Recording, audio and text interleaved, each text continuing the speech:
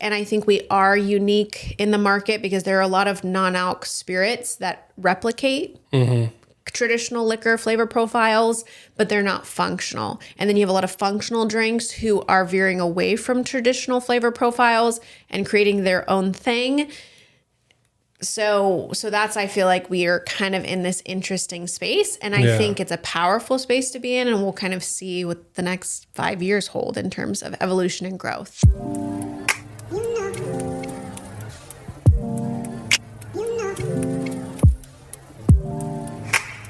This is the Paso Robles podcast. We're here with Michelle and you have a very interesting business, especially for the area. So I'll let you introduce yourself a little bit and what you do, and then we can take it away from there. Okay, that sounds great. Yeah. So what is it you do? We started? Yeah. Okay. It's because I do in real time editing. I have this little number thing here, so I'll switch as we talk. Okay, interesting. So, yeah. Okay, cool. I'm Perfect. super lazy after because I don't like to edit. All right, I love it. So my name is Michelle Houston, and I am business sales and marketing, the founder of To Be Honest Beverage Company. So we're a non-alcoholic functional spirit alternative. So it's a product that essentially replaces the liquor in your cocktail if you're looking for an option that is still flavorful, enjoyable, experiential, but that doesn't have the after effects of alcohol. And I guess the big question that I need to start with is why? What's the story behind it? So I used to be in the alcohol world, and my husband actually still is. So he's been in alcohol production for over 10 years. He co-founded a brewery, and now he co-owns and is the partner of Slow Cider Company, which is based out of San Luis Obispo. And a few years ago, I just decided that it was time for me to just take a pause from alcohol. It wasn't really with the intention of stopping for a very long time, but it just kind of became a week, a month, several months, and then multiple years later, I still wake up and just feel better than I ever have. It's not to say that I won't not drink at some point, but because of that process, Jeremy, my husband and partner, just started talking about our alternatives and like what that would look like. And that's kind of where, to be honest, came from. Yeah. No, that's really cool because I mean, being in Paso, I've had to learn a little bit more of that world because of the whole wine and now breweries and I think whiskey and stuff like that. And when I managed a movie theater before alcohol, I didn't really learn too much of of that world. And then once we started learning, in my mind, for some reason, started thinking about the responsibility of being somewhere you go drink. So I started thinking about the more we lean on promoting, hey, have a glass of wine while you're watching a movie. I also thought about make sure you don't drink and drive, so that started happening a lot.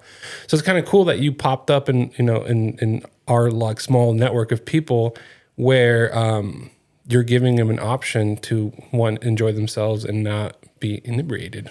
Yeah. So I think there's a huge cultural shift and a movement, and we're starting to see that. We're seeing it from an industry perspective, right? Like wine is down and beer is down, cider is still evolving, and your distilled spirits, liquor, alt liquor, it's growing, it's changing, it's becoming something different. And then you have this whole advent of what we would call the no to low or non-alc, and it's your no to low alcoholic beverages. And so that's all of your alcohol-free, zero proof, functional, alternative type beverages. And then there are a lot of low alc options on the market that are just smaller in terms of ABV. So the impact isn't quite as high. I think that alcohol is such an important part of our culture. Drinking permeates every single culture. And whether it's alcohol or tea or coffee or other drinks, it is an important and integrated part of being human and engaging with other people. And so, locally, obviously, we have a huge industry for it and we have a huge culture around it. Lots of festivals, wine pairing events, like all of these things. But there are a lot of people who are finding that the way that alcohol impacts them, especially if they overconsume, is not necessarily the best. So a lot of our customers and those in our society or in our circle still drink alcohol. They haven't given it up completely, but they're just starting to consider other options that are maybe right for Monday through Friday, or they have to get up and get going the next day, or they have to drive, or whatever that situation, circumstance is. It's really just normalizing the experience of having an alternative option instead of alcohol, but not necessarily, again, like cutting it out altogether. It's more about an inclusive culture where you can have lots of different styles of drinks. This episode is brought to you by the White Wave Wellness. Choose to live a healthy and fulfilling life. Wellness is more than being free from illness. It is a process of change and growth towards a mentally and physically healthy lifestyle. Reach out to Jennifer Hale to learn more about how this water can change your life. With the style of drinks that you're making, the cocktails, do you kind of like try to help them like think about the alternative, but also still have that same social status in a way? Because it kind of feels like a cocktail glass in your hand versus not a cocktail glass in your hand in a social environment kind of makes a difference on how social you're going to be. Absolutely. So for myself, that was one of the biggest things. Like I drank a little bit of wine. I had given up beer altogether for like gluten and health reasons. And I still really loved cocktails. I loved going out to a lot of our local restaurants and bars. We had that as an experience as a couple, myself and my husband, Jeremy. We have that as an experience with our friends, whether it's events that we're going to, Edible Slow is hosting their release party, or you're going to a fundraiser. I'm engaged in the community with nonprofits. And so it just kind of became like, okay, if I'm not drinking, what do I have instead? And how am I still included in that experience? Because drinking is an experience. Yeah. Whether that is the experience of your wind down and your nightly ritual and closing out the day, or whether that is you're in a social setting and you're cheersing because you're celebrating something, whether that is a baby shower or a wedding or a first date, something, Yeah. And so when we created, to be honest, that was what I really wanted to emulate. I wanted to emulate that elevated, sophisticated experience of having a drink that was just as attractive, just as enjoyable, just as experiential as its alcoholic counterpart. And so we have been very lucky and fortunate to partner with a lot of local restaurants and bars who have really come behind us and supported us, who weren't entirely sure about the concept and the idea, because when you look at other areas, especially like the UK is really leading with non-alc, low to no alcohol options, but the US is trailing behind. We're growing for sure, but there are other areas that are much more progressive. And so people are still coming around to this concept and idea of zero proof, non-alcoholic mocktails and having dedicated menus for them because people are searching for them. Yeah. So a lot of our restaurant and bar partners were a little skeptical in the beginning, but have all seen incredible success with an option like this. So it's been powerful. This episode is sponsored by Lion Pro Flooring. Give new life to your floors with beautiful, professionally installed flooring. Whether it's hardwood, luxury vinyl, or carpet, your home deserves a quality you can feel and craftsmanship you can trust. Serving Paso Robles in all of SLO County, Lion Pro Flooring is your local expert in transforming spaces. Call or text 805-712-3710 for a free estimate today. That's 805-712-3710. Lion Pro Flooring, when quality matters. Yeah, I can imagine because it's interesting the way you're approaching it, because it doesn't feel like a complete shift away from the experience, but I guess you can continue saying alternative, right? Walk me through what that looks like conversation-wise with somebody who you're trying to educate, as far as like a bar owner or tender. So if you're looking at it from like a business model perspective, so say you have a restaurant or you have a bar, we typically work with businesses that already have a bar profile because it mixes up with other things. Yeah. So there's something called RTD in the industry, which is ready to drink. So that's anything in a can or a bottle that you would just pick up off the shelf, you would just pop and you would enjoy. Ours is designed as a liquor or spirit alternative. Yeah. So it mixes into your cocktail. So it's going to go on your back bar with your other gins, tequilas, whiskeys, etc. And so ultimately you should have something to mix it with, which is your syrups or sodas or juices or different things. So with those folks, it's ultimately just kind of having a conversation of, are you getting asked for non-alcoholic options? You know, what does your menu look like already? And then for our product, we position the functionality as a key benefit. So a lot of non-alcoholic options are maybe in like if you have a distilled spirit, it's typically just like a water option. Sometimes there's some additional things in there for flavor profile, but it doesn't really give a quote unquote benefit to the consumer. And then you're looking at like, if you're having a mocktail that's just like a juice alternative or a soda alternative or like a Shirley Temple or a lemonade, that's not going to have the elegance, the sophistication, the complexity of an actual cocktail that an adult would order and want in that environment. And so then we taste them on the product, we walk them through what it would be mixed with, and then the experience that we've had in our other locations. And so they're ultimately, from a business perspective, able to charge more for it because it's not just juice, water. And then people from a benefit experience get more out of it. So a lot of times people want to drink alcohol and they see alcohol as quote unquote expensive because they're getting drunk, they're getting tipsy, they're having an experience, they're feeling something, right? Most of the times in really great bars, your alcohol is going to be one of the cheapest ingredients. It just has an incredibly high markup. So if you're looking at a business like industry perspective, that's kind of the background. And then you're looking at it from a consumer perspective. And one of the things that I always like to talk about is that you're not just looking at the people who are choosing not to drink, because the majority of people who actually order non-alcoholic options in a bar or restaurant environment, they drink alcohol. They're just choosing not to at that time for whatever reason. So you're looking at an increased ticket value, you're looking at a better service value and everything else. But that consumer, say myself, I'm going out with my husband. My husband drinks. I'm choosing not to drink right now. Where do you think we're going to go? Somewhere that has the options, right? Somewhere that has the options. Yeah. So you're not just losing out on that one person who's choosing not to drink. Now, say I'm in a group of 5 socially. We are likely going to go somewhere that is curated more towards having something that's inclusive for the entire group. Just one person out of that group could be not drinking. But I know that when I go out with my friends, they're conscious of the fact that I'm gluten-free, dairy-free, and I don't drink alcohol. I know. I'm just like so not fun to go out with.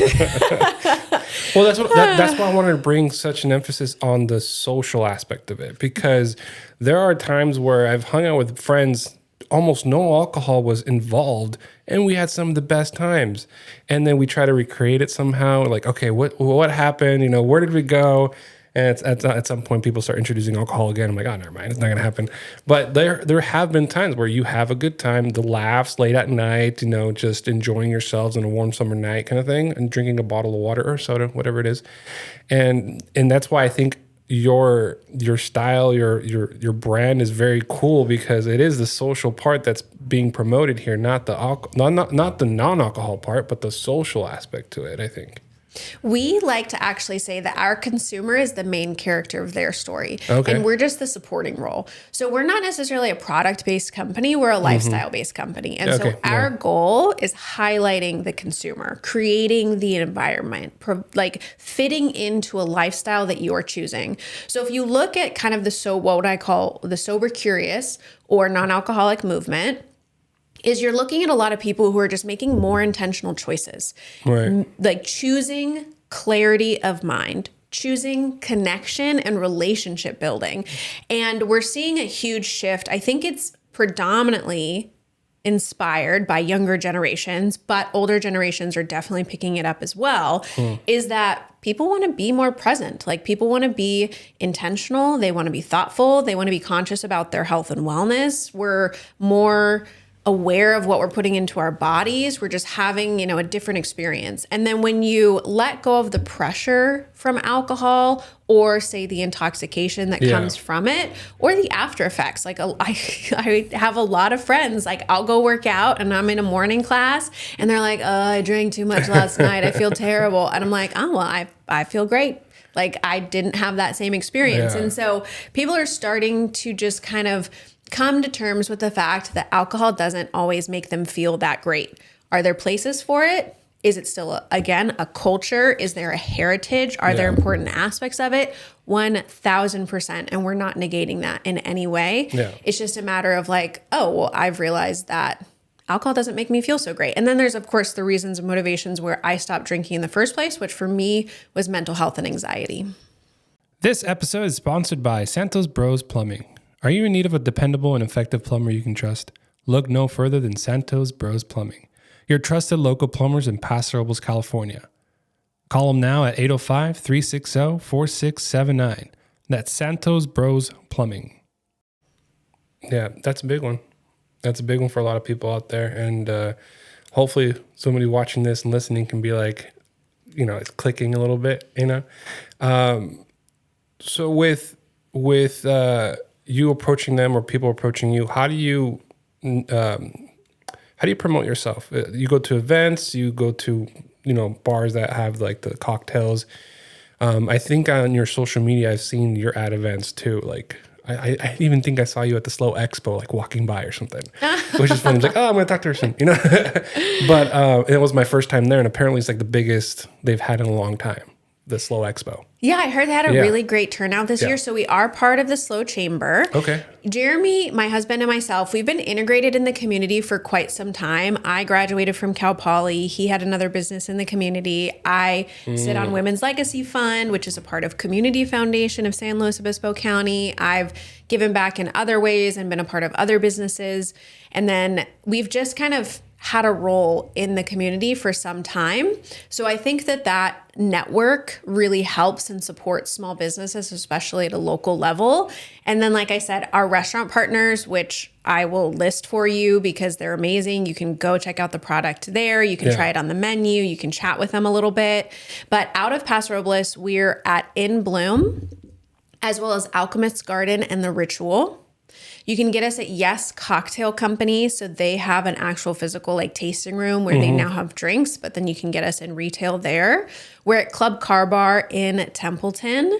And then in San Luis Obispo, we're at Flower House, Nate's on Marsh, Novo, Granada, as well as Nightcap right next door, and then Madonna Inn. Okay. So from the get-go, we really had some very strong community staples and amazing restaurant and bar partners who have really kind of helped elevate our brand as a whole, and who, again, maybe were skeptical in the beginning, but once it got on the menu and people love the product, they love it in the drinks, and they like the idea and the concept, right, of having the CBD or the hemp-infused functionality of it, that it's kind of just organically taken off in that way. And then we do participate in events, not as much this year, but really in our first year last year, we partnered with At Her Table, which is a local organization that supports women-founded businesses in the hospitality space. So we did an event this year again with them that was partnered with Yes Cocktail Co., which was like a mocktail making workshop. It sold out. It was so fantastic, just bringing people together, got great feedback. We've worked with the Slow Independent Film Festival. We've been available at different markets. We were just at the Conscious Fest. And so we just really wanted to integrate locally, talk to a lot of customers, connect, bring the product to market, and really understand why were people looking for something like this? How do they enjoy it? What are their questions? And so now that we've done that, my focus is actually more predominantly in the online space. So digitally, how are we showing up organically and via paid media so we can start to grow the direct-to-consumer side of things and grow the brand awareness. This episode is sponsored by Valeria Novas with RE/MAX, your local real estate expert here in the Paso Robles and Central Coast. Whether it's your first home or your forever home, Valeria makes the process smooth, personal, and stress-free. She's bilingual, experienced, and ready to help. ¿Hablas español? Ella también. Call Valeria today at 805-212 888-6387, and let's get you a home.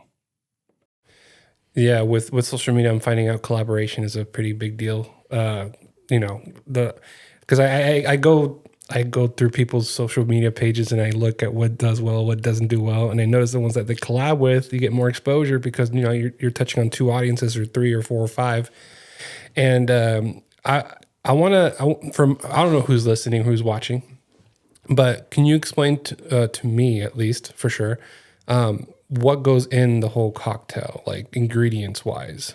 So it really depends on the person. I love to have this conversation with our customers and with people that we meet at markets, because everyone's asked like, well, how do you drink it? Yeah. Right.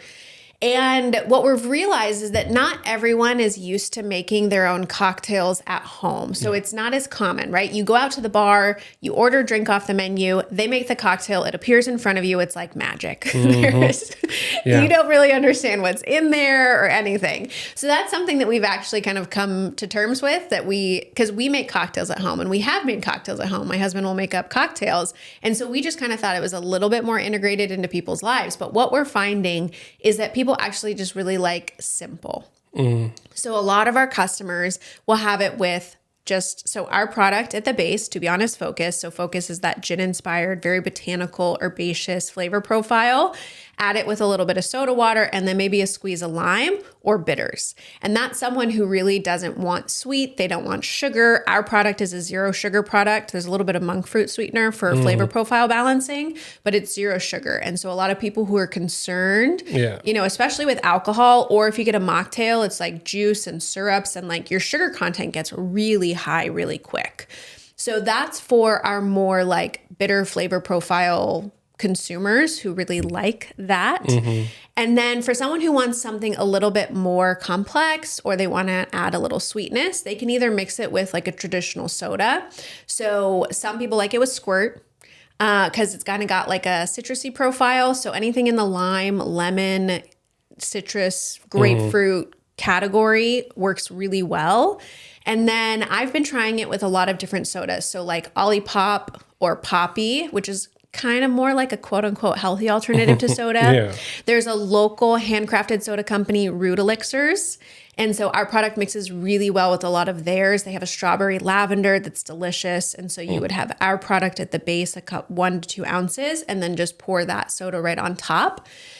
And then again, if you want that like fancier option, you're going to do our product, you're going to do syrups, and then you're going to shake it. And then you'll either pour it out or like just top it with soda water. Now, I always say, because I used to be an egg white cocktail drinker, so I really love a pisco sour, a gin fizz, lady in white, all of those style of drinks and cocktails. And so our product actually works really well with an egg white. So you can do our product. I went to Nate's the other night. Kaylee, the bartender there, did passion fruit syrup, strawberry syrup, an egg white, our product, shake it up and serve that.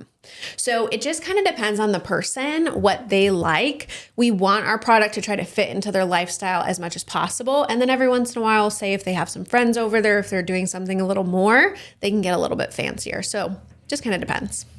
This episode is sponsored by Western Janitor Supply. They have cleaning supplies and equipment for any workplace. Call today at 805-238-2112. They provide an extensive line of chemicals, paper products, and floor equipment. Again, that's Western Janitor Supply, located in downtown Paso Robles. Thank you for that answer. So, with you being an alternative or non-alcoholic or close to zero, is it zero completely or? So most non-alcoholic products are not going to be 0.0. There are juices on the market that are not 0% alcohol. So from a marketing perspective, most brands and really anything within the non-alc space cannot use like 0 proof because it's always going to be 0 point something. Yeah. Now, non-alcoholic beverages in the industry can be labeled non-alcoholic up to 0.5% alcohol, but then it's labeled on the can 0.5% or the bottle. Okay. Ours sits right around like 0.025 in terms of percentage of alcohol, but it's actually less than what you would find in a ripe banana. Huh. Yeah. That's insane. So eat your bananas if you want to get toasty. So one of the things my wife likes to drink, or at least if it's available, is kombucha. So she even told me, like, this one with this cap, you have to show ID because it's a certain percentage. And I'm like, oh, that's interesting. Do you need some sort of licensing being that low in percentage, or are you just like an add-on to everything else? So this is a little bit of the back end side of things, but just to kind of break it down for audience members, because I think there is a lot of questions around this topic when it comes to, well, what do I have to show ID for? Can I buy this? If I'm fully non-alcoholic, can I have this in my drink? And it depends. So I've had a lot of conversations in this industry with influencers, podcasters, authors, speakers, and then just like general consumers in the non-alc, sober curious, sober space. Yeah. And it really is up to the individual when it comes from a consumption perspective. So I'll talk about the legal aspect before we head into the other pieces. So from a legal perspective, we're actually not regulated by the ABC. So we're not an alcoholic product. So we don't deal with the ABC. We're not licensed or permitted by the ABC. We are regulated by the California Department of Health. And then we additionally, because we have the industrial hemp-infused CBD with 0 THC in our product, we are regulated by an oversight group within the California Department of Health that is the Industrial Hemp Organization, or oversight or organization. I forget the exact term. And so we need to have licensing and permitting with those entities in order to be able to create, manufacture, store, and sell our product. Now, those people who are selling our product, all of the restaurants that I mentioned, they don't need any additional licensing, and they can have it in the same place as alcohol because they have a food safety certified kitchen. So they're able to sell our product if it's in a drink because of that kitchen. If it's retail, they don't need anything additional. We do. We are just seen as something different. Unfortunately, it actually, like, it's added costs, it's added permits, it's added licensing, it's a whole thing. But that's kind of the legal side of it. From a purchasing perspective, within the state of California, federally, CBD is accessible by folks up to 0.3% THC. Ours is a 0 or non-detectable THC, and I always like to highlight that because there are brands on the market who do have CBD or hemp-infused products that do have percentages of THC, which can over time contribute to certain things as a response. So I think it's something to be mindful of. All of your CBD or hemp-infused products need to have a QR code that is third-party lab tested, and you can actually find the information of what is actually in that product in terms of percentages or milligrams. Yeah. So read your labels, people. Now that's kind of like the legal side of things. From a consumer perspective, purchasing within California, you have to be 18 years of age. Okay. Now, at our restaurants and bars, we keep it 21 plus across the board. Makes sense. Easier for bartenders. It's easier for servers. It's just easier for businesses. And I think it's safer. Yeah. So that's kind of on the purchasing side. Now, when it comes to like drinks on the market as a whole, not just related to our product, but if you are kind of curious about non-alcoholic or exploring that world, the only thing I would say is like, just check out your ABV percentages because everything is going to be a little bit different. Kombucha has a small percentage of ABV. Your even up to 0.5% quote unquote non-alcoholic options could have up to 0.5%, whether that's a cider, a beer, a wine, or anything. So it's just important to be thoughtful. Now, when you're ordering cocktails, the question that I get asked most about this is bitters, because bitters actually have in and of themselves a very high percentage of ABV, even though it's just like a couple of drops. Yeah. So from a service perspective, or say if you're having people over for drinks and one of them is non-alc sober, I think it's important to be conscious of asking whether they're comfortable with it or not. Because some people who have gone completely non-alcoholic or sober do not want bitters or any type of percentage of ABV in their drink. So it is just kind of an interesting conversation that I didn't even know that I was going to get into or have based on this business. But I have had just like, at events and on podcasts and in, groups, mastermind groups of people who are all in this space. I think it just depends on the person, what their particular beliefs, perspectives, opinions are about the situation, and then just being conscious of other people from a service standpoint. Right. This episode is sponsored by Del Pueblo Furniture in Paso Robles. Skip the credit card headache. Talk to Roger and get 0% in-house financing on quality furniture you'll love. Visit them at 1030 Railroad and 10th Street or call 805-239-5942. That's Del Pueblo Furniture. Comfort you want, payments you can handle. Y sí, se habla español. Just ask for Roger. Yeah, no, that's... Yeah, I mean, I didn't even imagine all that going behind it. And I guess in my head, I was thinking is like, I was thinking is like, if there's an opportunity to like approach other places or places of business that serve food, could you talk to them like, hey, you guys don't have alcohol? It'd be surprising not to have some sort of alcohol in the restaurants here in Paso. But let's say they don't.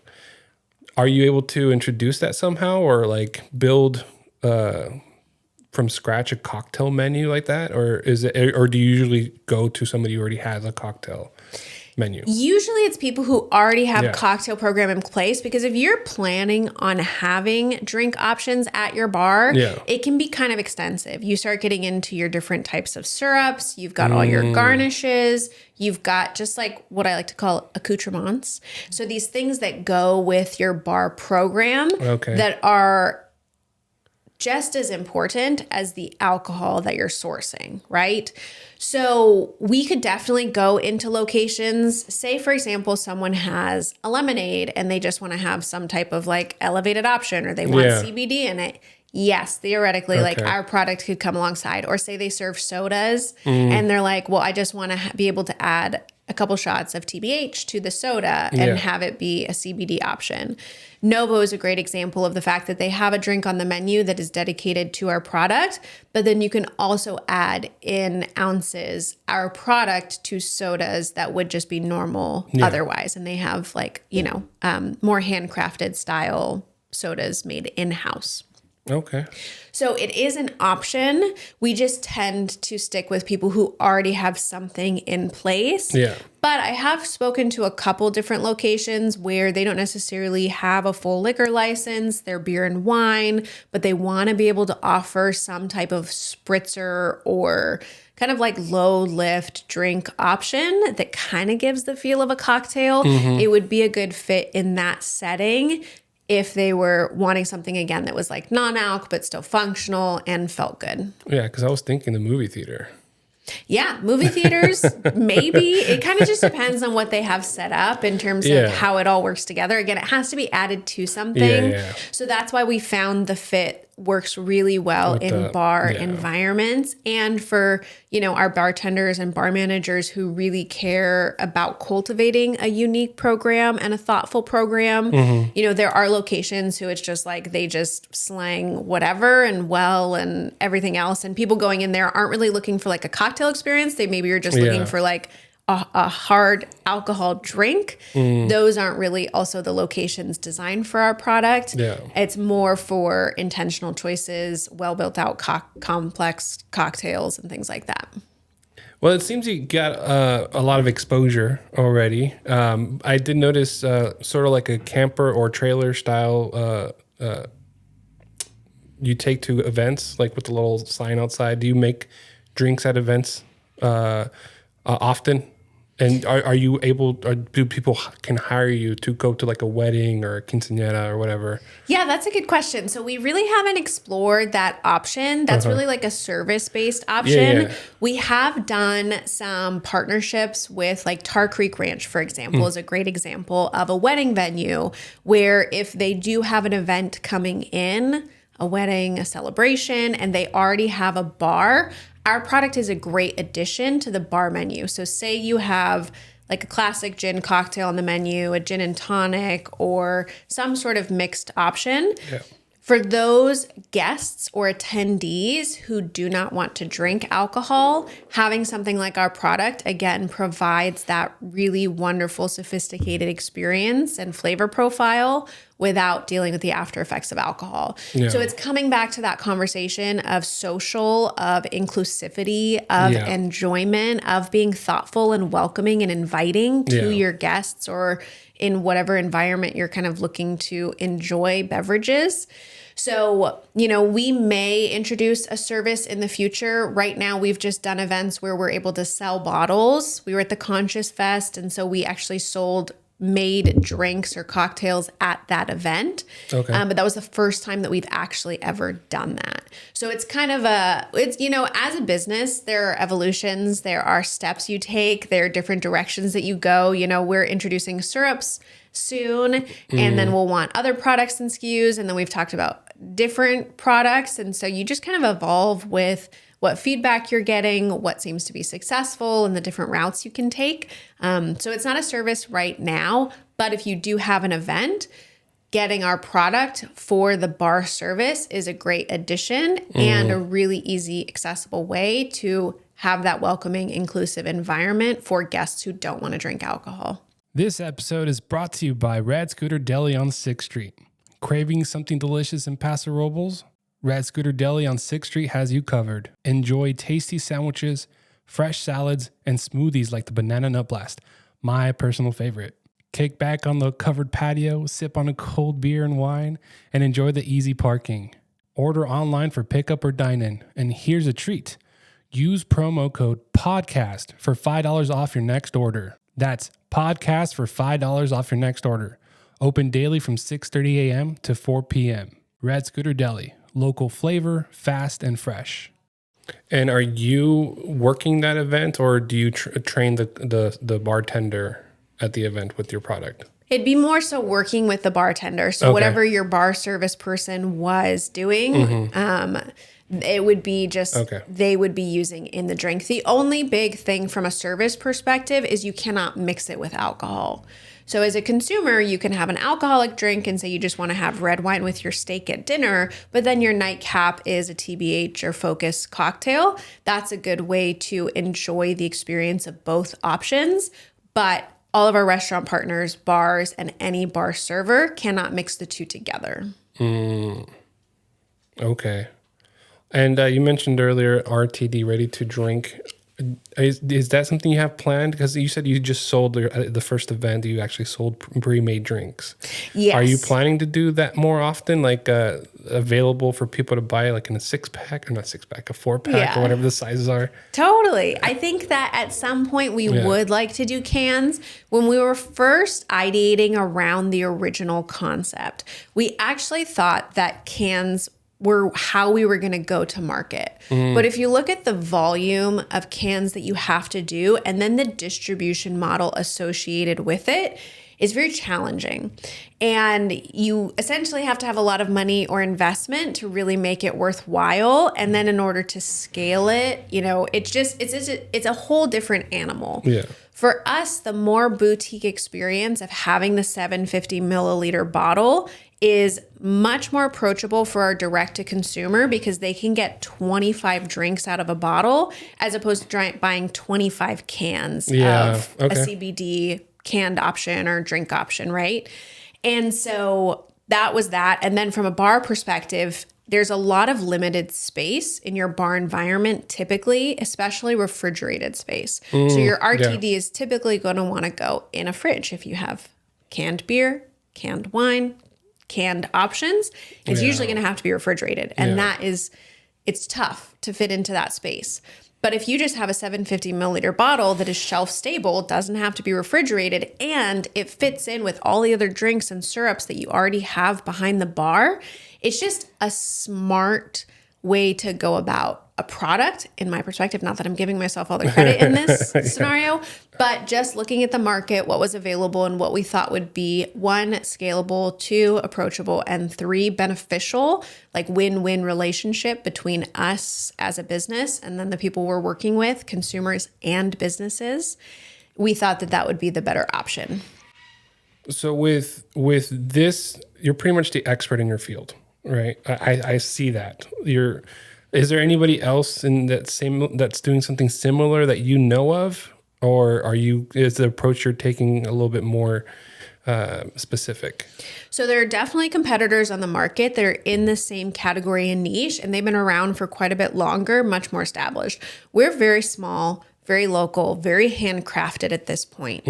A lot of facilities, especially when you call CPG brands, so it's consumer packaged goods. Consumer packaged goods is everything from like toothpaste to usable stuff to your beverages, your food options. So within the food and beverage industry for CPG, there are other brands who do an alternative spirit to alcohol. They're a little bit more in the carving out their own taste profile and product. So our idea and goal is to kind of replicate spirits. So when you think of gin, tequila, bourbon, vodka, etc., people already know what those things are. Yeah. Bars know what they are. They already use them. And so our goal is more so to replicate. There's a lot of people in my space and in my industry who are like, don't replicate, create something brand new. I think it's important to have both. Yeah. And I think that there are a lot of drinks in this space who are doing something cool and unique and carving out a new path on their own from a flavor perspective. And I respect that. And I think it's powerful. And I think that people are very open to those things. But for us, we're kind of the bridge or the connection between your functional drink option, which would be anything in your nootropic, adaptogenic, hemp-infused, THC options, and your traditional flavor profiles. So a lot of people in the market, like I said, are creating their own thing, or they're more in the what we call RTD space. So there are competitors who do a CBD or a hemp-infused option. There are competitors who do a THC in options, but it's still hemp-derived. There are competitors who do more of an adaptogenic or nootropic route. And so that would be anything in your mushrooms or your ashwagandha or rhodiola or something like that gives you some kind of, again, quote unquote, benefit with the experience of drinking. But we feel like we've carved kind of a really interesting niche for ourselves. And I think we are unique in the market because there are a lot of non-alc spirits that replicate traditional liquor flavor profiles, but they're not functional. And then you have a lot of functional drinks who are veering away from traditional flavor profiles and creating their own thing. So that's, I feel like we are kind of in this interesting space. And I think it's a powerful space to be in. And we'll kind of see what the next 5 years hold in terms of evolution and growth. Yeah, because in my head, I start daydreaming for people. And have you ever seen Bar Rescue? I've heard of it John before. I don't Taffer? think I've ever watched one. If you watch one episode and you see like the education they have behind the whole making the cocktail and stuff like that, for some reason in my head I'm like, oh, what if she's also training people to make the sober curious and alternative and stuff like that. I don't know. That was just me daydreaming as you're telling me all about it. Yeah. That'd be kind of cool to be kind of added on to that kind of what's it called? Oh, there's a word for it. I had a word for it. Just to be that popular, to be, everywhere. Oh, yeah. And I mean, eventually, if at some point we have a sober, curious movement, you're ready. show, maybe Netflix picks us up and we talk about, going into cocktail programs and bar programs and introducing non-alcoholic options, or touring the country and highlighting the non-alcoholic bars and bottle shops across the nation. That's the other thing that's been really great.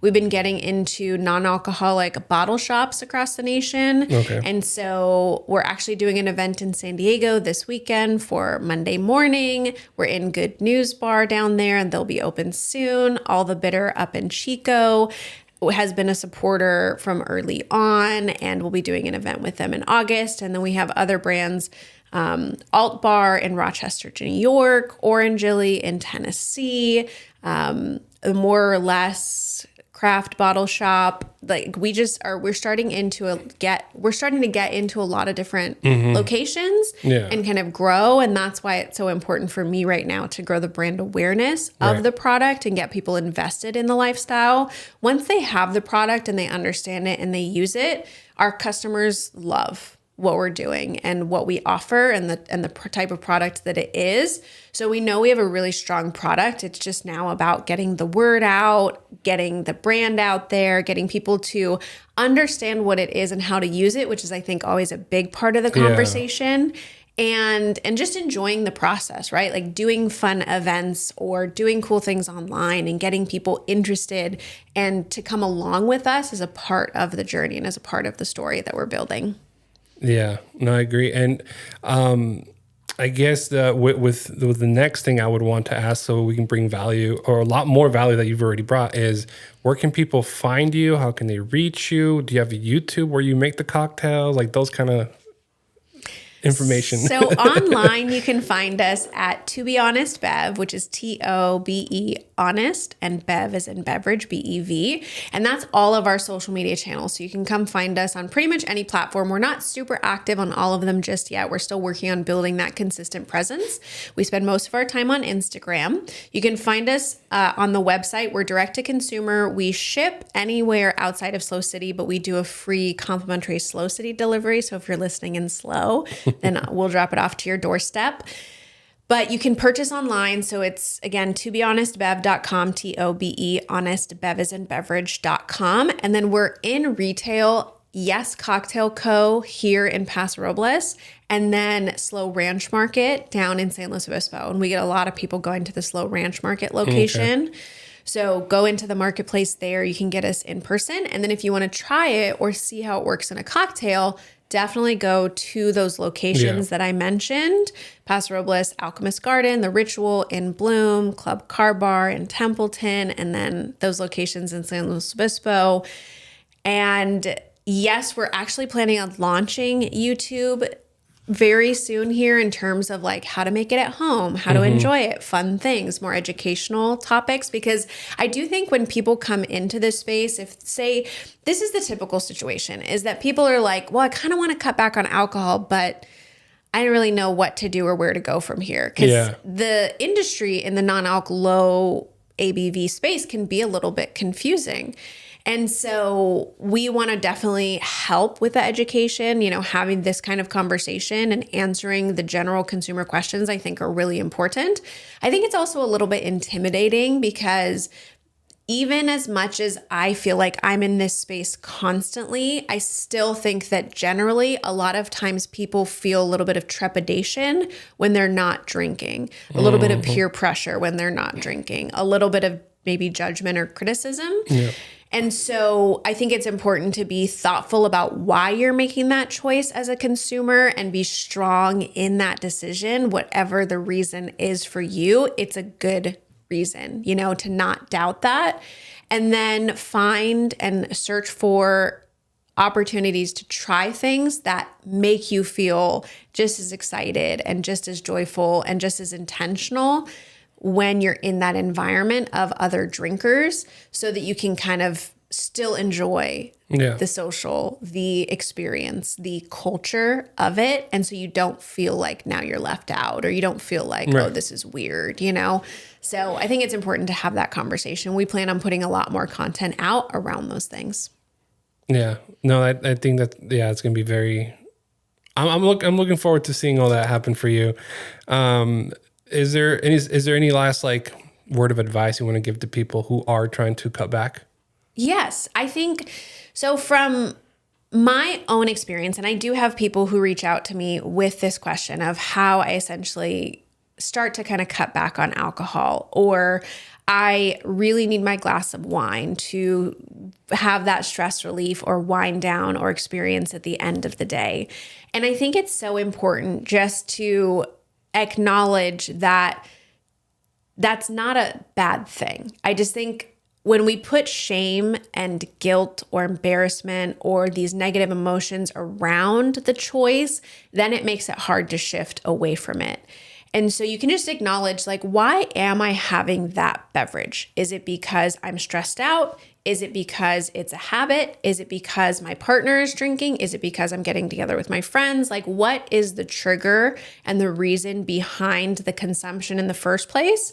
And then you can start to figure out, how do I then replace that? Maybe not all the time, but maybe just one time. And you can be thoughtful about the plan. Okay, if I get this really great non-alcoholic wine that was suggested to me, or if I get this, to be honest, focused product and have a cocktail that I'm gonna love and mix up instead, then you can do that. And then after that, you can see how it affects you. Like Miguel, you shared that story of, we didn't have anything to drink, but actually we had this really amazing time. Your brain will start to associate the fact that, oh, if I don't drink, I actually feel better. Or if I don't drink, everything was the same. Or if I don't drink, it actually wasn't that big of a deal. Or if I had this functional alternative, I was just as relaxed and alleviated my stress just as much as a glass of wine. And even better, because I'll tell you to look up how alcohol actually affects your brain and how it actually increases anxiety and how it affects the mental health of whatever it is that you're dealing with or going through, because it essentially affects your like dopamine creation, and then it makes you want more of that. So it's like, it's this drop off. I'm not a scientist, but Google it. Trust me. Yeah. And so then you'll start to realize like, oh, it's okay to not drink. And that's what I think is so much of the issue and why people struggle with it in the beginning, is because it's judgment, shame, fear, embarrassment, like all of those emotions tied into it. So when you can understand the motivation and the reason that you are drinking in the first place, and then you can start to supplement, change, adjust that based on something that you also love, then it just slowly starts to integrate out of your life or change in that way. And it becomes this really positive, welcoming experience that you didn't realize could be the case. Yeah, I agree. Yeah, all that. It's one of the things that I'm noticing a lot is with the alcohol and social, like you mentioned, it actually has bad effects, right? The alcohol like actually magnifies a little bit what you're actually going through. But when you do feel happy, when you are having those social moments, focus more on the who you're with, not what you're drinking. I think it's a big one, you know? Yeah. Yeah. And it's about relationships, Yes. and it's about connection, and it's about having this time and energy. And one thing that I found is that the more, like, it's almost like a domino effect, right? Mm-hmm. Like alcohol isn't just the thing. And again, it's not like alcohol is this terrible thing Right. that you have to give up completely. But you start to realize that because I was drinking, I was also not necessarily getting up the next day to work out. And because I was drinking, I actually like wasn't as motivated to do this work. So then I had to make it up here. Yeah. I saw this really great interview with a celebrity, and they essentially had started to see for themselves that anytime they drank, they were borrowing from tomorrow. Yeah. So they started to like take hours out of their day, the day to follow, because of whatever that recovery process looked like. And it's not to say that when you drink too much. Sometimes you just have a glass of wine and you're fine. But it was whatever those after effects kind of happened. And so when you can focus on the positive things that you're re-including back in your life, right? Yeah. Because if I'm not drinking, then, oh, I can exercise more consistently, or I can eat differently because I'm not motivated by, oh, I drank something, and so now I kind of want something salty, bad. fat, whatever, like all of these other things. Yeah. So it becomes this domino effect in your life that you just kind of start to realize, like, you have more presence, you have more connections, you have more relationship building. My husband drinks so much less now, and he actually paddles for Pali Kai. It's the Outrigger Canoe Club based out of Avila. And he sees such a huge impact if he does drink on his performance, on his energy, on his motivation, and his full-time work. And he produces alcohol for a living.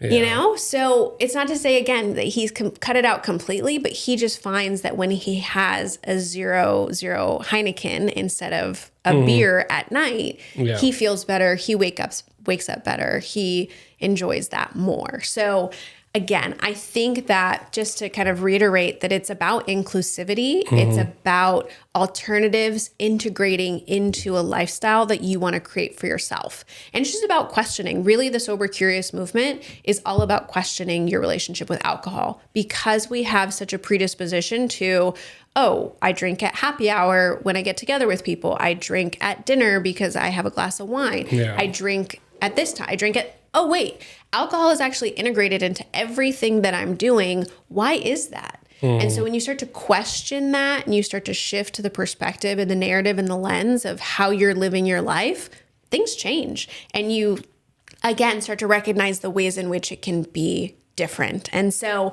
I think there's a larger conversation here, because obviously alcohol is an industry. Yeah. Like there are businesses and livelihoods, and there is heritage, and there is depth to winemaking and distilling. And I think those are beautiful aspects of our culture and how our culture has evolved. But I still think it's important to think through, like, okay, that's one side of things. And then there's also a whole nother side of things. So how can we make it so that as we move forward, we can have both things in different measure? Yeah. Start thinking differently. Yeah. For sure. Thank you so much, Michelle. I appreciate you being here with me. This is so much fun. I'm definitely going to go visit one of those places. Definitely downtown, like the Alchemist or something, because it's really close by. But yeah, no, I'm gonna go try it out, and then I'm hopefully gonna leave a review if I remember, which I should, because non-alcoholic. But thank you so much. I appreciate your time. Yeah, of course, Miguel. Thanks for having me.